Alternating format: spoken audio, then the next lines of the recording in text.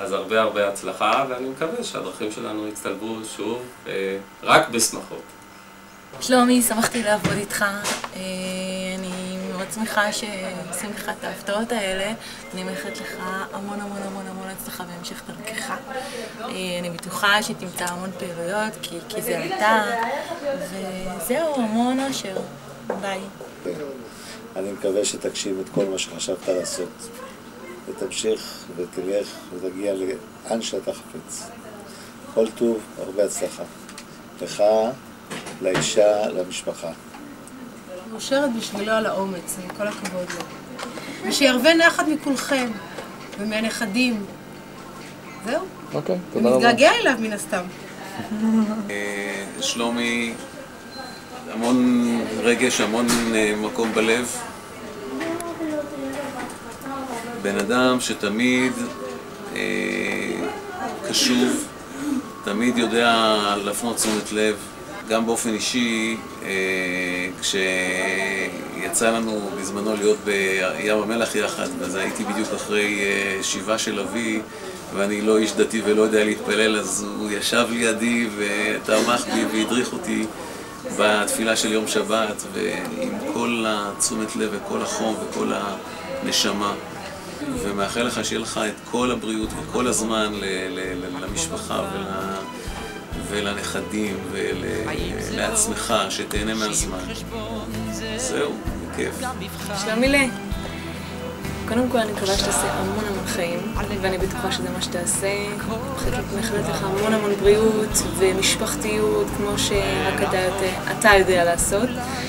אני קנה בך את זה שפתאום יש לך הרבה זמן לעשות באמת מה שצריך לעשות בחיים, ויש הרבה מאוד דברים חוץ מעבודה, וזה. שלומי, איזה כיף לך שיצאת לחופש, אתה יכול להשקיע במשפחה, בילדים, בנכדים שאתה כל כך אוהב.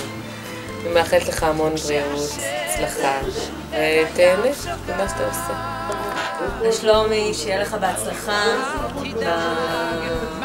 בפנסיה, שתעשה חיים, שתהנה מהנכדים היפים שלך. וחסרה לנו הדאגה שלך, כל הזמן היה דואג לנו, וכל הזמן מסדר ועוזר. שיהיה לך רק טוב. שלומי, כמה התגעגעתי אליך, אתה לא יודע, אני הייתי השכן שלך, להזכירך פה ישבתי לידך, וגם אותי העיפו מפה דרך אגב. אני עכשיו יושב בקצה במקום שמוליק, ותראה מי כבש את המקום שלך, עופר. אני מקווה שאתה נהנה יום ושאתה רק תצליח בכל דרכיך. טוב. שלומי, שיהיה לך רק טוב, ויגיע להרבה בריאות, ותעשה חיים, מאחלת לך פנסיה. אתם לא יודעים, אבל את אבא שלכם אני מכירה המון שנים. אנחנו עבדנו עוד בסניף המסגר ביחד. סניף המסגר. אז גם את זוכרת אותי שהייתי מזמן... אני זוכרת אותך קטן, אני זוכרת יותר את יונתן? כן. אז אותו אני זוכרת.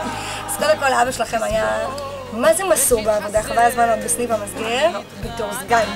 וכל הזמן היה מעיר לי להפסיק לדבר בטלפון, לא מעיר לי משוך אחת.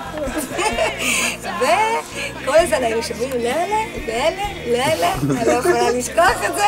ואיך מנקים את התנור, איזה ספרי, הייתה התמצאות, והוא עושה חמוצים, ועושה הכל. אז בחוץ הזה נשמה, וכל הזמן מתגאה בתמונות של הנכדים, ובקרוב אצלכם. פעם האחרונה שראיתי אותו, זה לא היה במקום שמח, זה היה אצלנו בהלוויה שהלכנו לסבתא, אבל ראיתי את אימא שנראית מצוין, כי לא ראיתי אותה המון שנים, ואני מאחלת לו באמת ולכולכם שרק תהנו אחד לשני,